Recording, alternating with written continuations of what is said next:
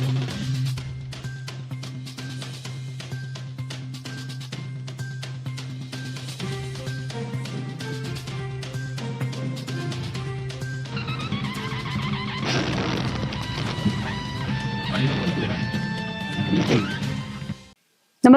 आपण पाहता Hirkani news. Hirkani news प्रत्येक क्षण ताज्या घडामोडी आणि महत्त्वाच्या प्रत्येक बातमीसाठी नेहमी आरटीओ कार्यालयामध्ये 50हून अधिक ट्रॅव्हलर्स बसेस घुसल्या.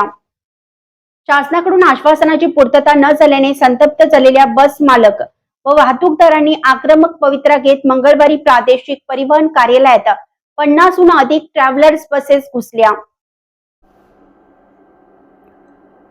महसूल मंत्री चंद्रशेखर बावनकुळे यांनी मंत्रिमंडळ बैठकीत विषय मांडण्याचे तर परिवहन मंत्री प्रताप सरनाईक यांनी ठोस आश्वासन दिल्याचे त्यांनी सांगितलं आहे.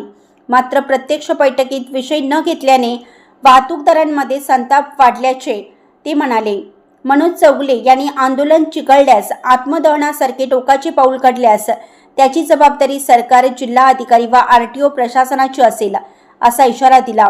भाऊ घोगडे, अशोक शिंदे, अल्फान वडगावे आणि दिलदार मुजावर यांनी विचार मांडले. शासनाने तात्काळ मागण्यांची दखल घेऊन सकारात्मक तोडगा न काढल्यास आंदोलन अधिक तीव्र करण्यात येईल असा इशारा यावेळी देण्यात आला. आंदोलनात अरविंद चौगुले, मोहन मराठे, किरण हांडे, श्रीकांत बागडी, वरुण पारिक, आयुब पठाण यांच्यासह वाहतूकदार, बस मालक, चालक सहभागी झाले होते. आंदोलनाची तीव्रता पाहून उपप्रादेशिक परिवहन अधिकारी मनोज ओतारी यांनी घटनास्थळी धाव घेतली. आरटीओचे कामकाज विस्कळीत होत असल्याचे सांगून बसेस कार्यालयाच्या आवारातून काढून घेण्याची विनंती त्यांनी केली.